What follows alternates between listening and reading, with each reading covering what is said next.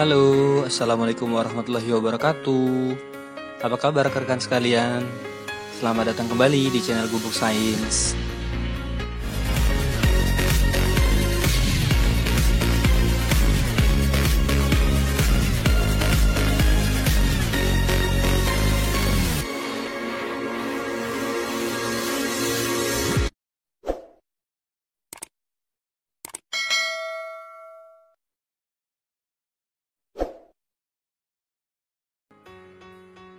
Ya, halo teman-teman. Terima kasih sudah mampir lagi di channel ini untuk membahas dan berdiskusi soal-soal serta pembahasan SKB, seleksi kemampuan bidang, khususnya di formasi bidang pertanian, baik pusat maupun daerah.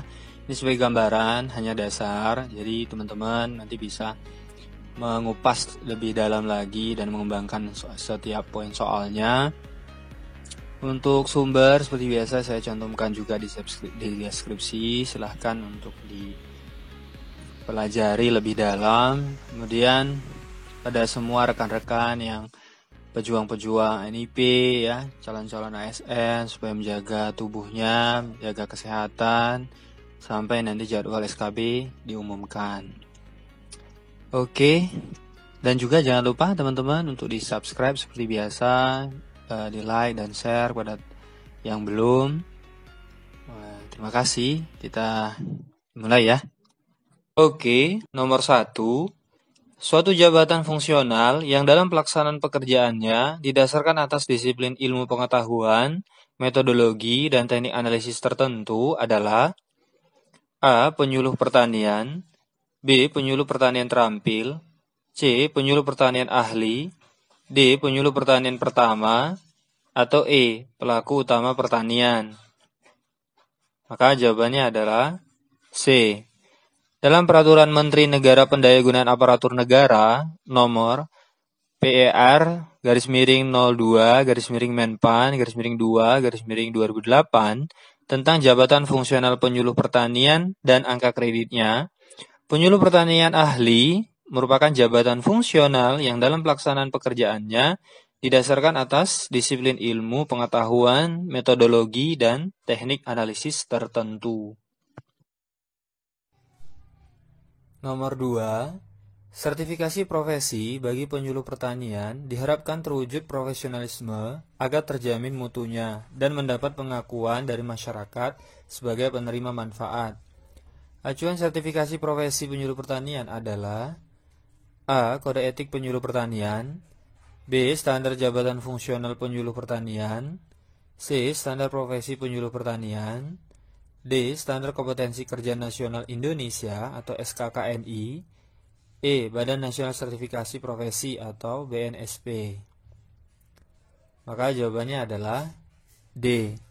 Dalam mengimplementasikan semangat Undang-Undang Nomor 16 Tahun 2006, telah ditetapkan Standar Kompetensi Kerja Nasional Indonesia atau SKKNI bidang penyuluhan pertanian yang dijadikan sebagai acuan sertifikasi profesi. Nomor 3. Berikut ini adalah beberapa manfaat sertifikasi profesi penyuluh pertanian, kecuali A. Melindungi profesi penyuluh pertanian dari praktik yang tidak kompeten, B. Melindungi masyarakat dari praktik penyuluhan pertanian yang tidak bertanggung jawab. C. Melindungi citra profesi penyuluh pertanian agar tidak rusak. D. Menjamin mutu penyelenggaraan penyuluh pertanian. Atau E. Menjamin kedekatan antara penyuluh pertanian dengan para petani. Maka jawabannya adalah E. Manfaat sertifikasi profesi penyuluh pertanian yaitu 1. Melindungi profesi penyuluh pertanian dari praktik yang tidak kompeten yang dapat merusak citra profesi penyuluh pertanian. 2. Melindungi masyarakat dari praktik penyuluhan pertanian yang tidak bertanggung jawab. Dan 3. Menjamin mutu penyelenggaraan penyuluh pertanian. Nomor 4. Pelaku utama pertanian yang berhasil dalam usahanya dan warga masyarakat lainnya yang dengan kesadarannya sendiri mau dan mampu menjadi penyuluh disebut sebagai A. Penyuluh pertanian PNS, B. Penyuluh pertanian swasta, C. Penyuluh pertanian swadaya. D. Profesi penyuluhan pertanian. Atau E. Penyuluh profesional. Maka jawabannya adalah C. Pembahasannya, penyuluh pertanian swadaya adalah pelaku utama pertanian yang berhasil dalam usahanya dan warga masyarakat lainnya yang dengan kesadarannya sendiri mau dan mampu menjadi penyuluh. Oke, nomor 5. Kerangka kualitas profesi penyuluh pertanian ditentukan berdasarkan kompleksitas pekerjaan, kewenangan, dan rentang kendali manajemen dan kompetensi yang dipersyaratkan. Berikut ini adalah kualifikasi profesi penyuluh pertanian yang dibagi menjadi 3 level, yaitu A. Facilitator, Supervisor, dan Advisor. B. Facilitator, Supervisi, dan Konsultan. C. Supervisor, Advisor, dan Creator. D. Supervisor, Advisor, dan Planner. Atau E. Advisor, Creator, dan Planner. Maka jawabannya adalah A. Dalam kualifikasi profesi penyuluh pertanian yang dibagi menjadi 3 level, yaitu sebagai Facilitator, Supervisor, dan Advisor. Nomor 6. Dalam prosedur sertifikasi profesi, lembaga yang berwenang melaksanakan sertifikasi profesi untuk penyuluhan pertanian swasta dan swadaya adalah A. Lembaga Diklat Profesi atau LDP. B. Lembaga Sertifikasi Profesi atau LSP. C. Badan Nasional Sertifikasi Profesi atau BNSP. D. Badan Pelaksana Penyuluhan Pertanian, Perikanan dan Kehutanan atau B4K. E. Balai Penyuluhan Pertanian, Perikanan dan Kehutanan atau B3K. Maka jawabannya adalah B. Pembahasannya, yang berhak melaksanakan sertifikasi profesi untuk penyuluhan pertanian swasta dan swadaya adalah Lembaga Sertifikasi Profesi atau LSP yang mendapatkan lisensi dari BNSP. Oke, nomor 7. Beberapa kriteria di bawah ini adalah syarat sebagai asesor kompetensi penyuluh pertanian, kecuali A. Kualifikasi pendidikan minimal strata 1 atau S1. B. Telah mengikuti diklat asesor kompetensi. C. Taat azas dalam menerapkan skema profesi yang diujikan. D. Menguasai metode uji kompetensi sesuai dengan panduan penilaian dalam SKKNI. Atau E. Mampu berkomunikasi dengan bahasa Indonesia, daerah, dan asing. Maka jawabannya adalah E. Persyaratan asesor kompetensi penyuluh pertanian adalah 1. Kualifikasi pendidikan minimal S1. 2. Telah mengikuti diklat asesor kompetensi. 3. Kepangkatan asesor minimal 1 tingkat lebih tinggi dari asesi. 4. Taat azas dalam menerapkan skema profesi yang diujikan. 5. Menguasai metode uji kompetensi sesuai dengan panduan dalam SKKNI dan mampu melakukan penilaian. 6. Memiliki keahlian bidang penyuluhan pertanian. Dan 7. Mampu berkomunikasi dengan efektif baik lisan maupun tulisan. Nomor 8. Badan Penyuluhan dan Pengembangan Sumber Daya Manusia Pertanian selaku LSPP 1 PPPNS memiliki tanggung jawab sebagai berikut, kecuali A. Penetapan metode sertifikasi profesi. B. Penetapan kelayakan LDP atau Lembaga Diklat Profesi dan TUK tempat uji kompetensi. C. Penetapan hasil uji kompetensi penyuluh pertanian. D. Penerbitan sertifikasi profesi penyuluh pertanian. Atau E. Merevisi pelaksanaan uji kompetensi ulang. Maka jawabannya adalah E. Lembaga sertifikasi profesi pihak pertama penyuluh pertanian pegawai negeri sipil atau disingkat LSPP 1 PPPNS memiliki tanggung jawab 1. Penetapan metode sertifikasi profesi. 2. Penetapan kelayakan LDP atau Lembaga Diklat Profesi dan TUK tempat uji kompetensi. 3. Penetapan hasil uji kompetensi atau UK penyuluh pertanian. 4. Penerbitan sertifikasi profesi penyuluh pertanian. Dan yang kelima, penyelenggaraan UK ulang.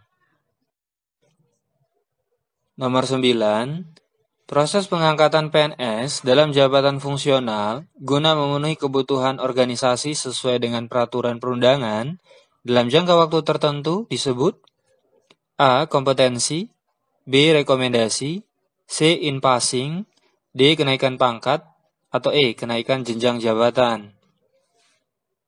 Maka jawabannya adalah C.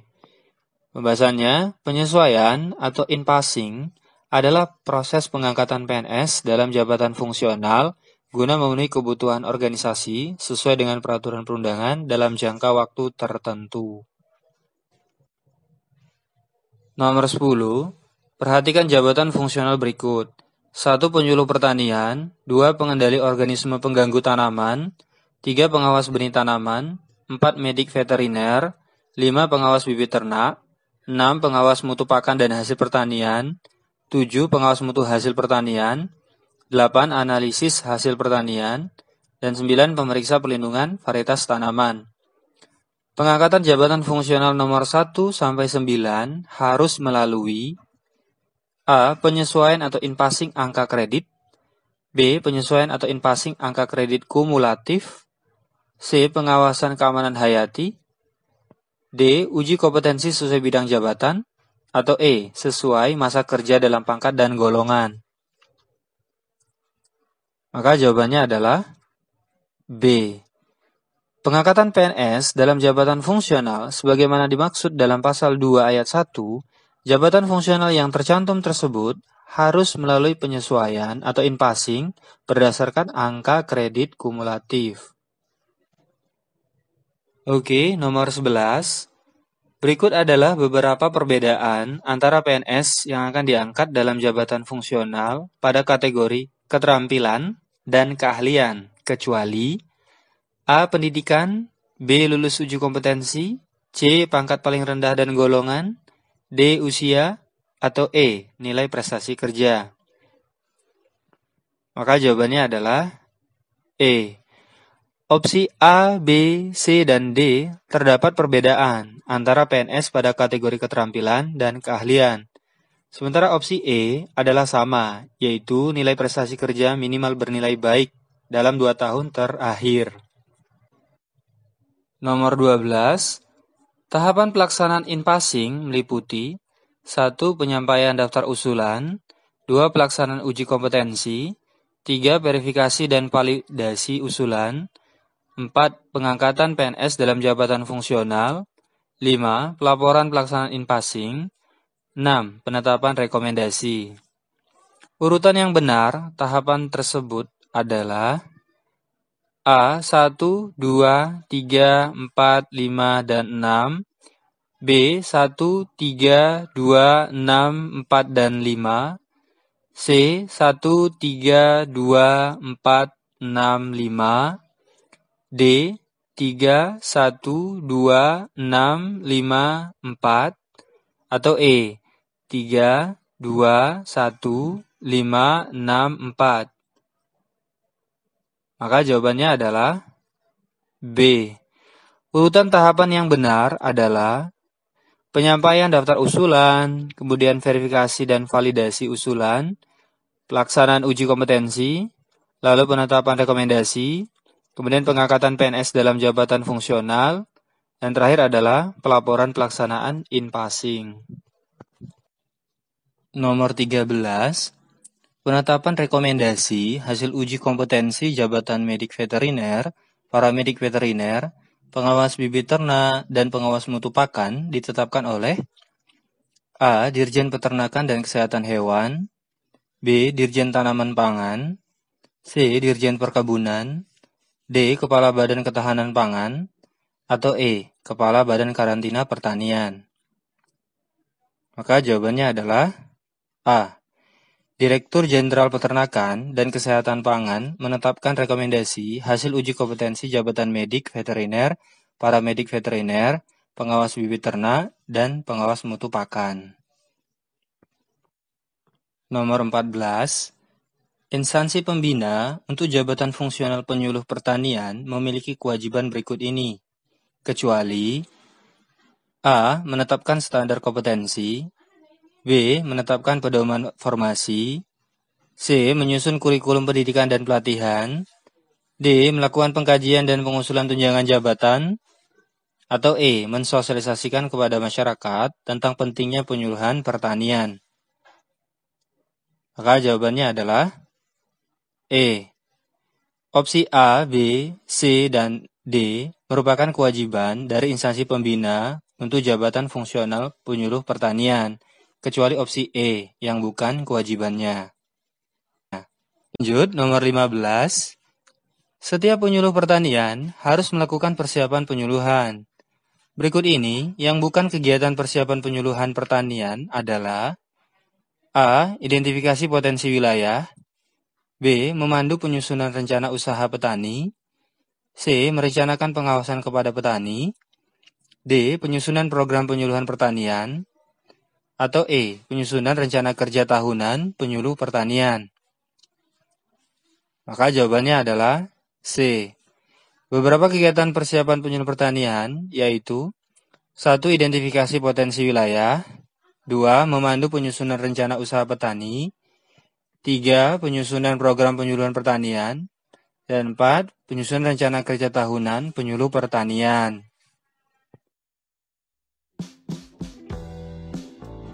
Ya, itu tadi 15 soal SKB seleksi kemampuan bidang untuk berbagai formasi di bidang pertanian. Semoga soal-soal tersebut bisa memberikan gambaran kepada teman-teman sekalian yang bersiap untuk menunggu jadwal ujian SKB. Dan saya ucapkan terima kasih kepada teman-teman yang sudah subscribe, like, dan share video ini. Dan juga kita selalu diberikan perlindungan kesehatan supaya nanti pas ujian SKB semuanya berjalan dengan lancar. Amin. Sampai ketemu lagi. Assalamualaikum warahmatullahi wabarakatuh.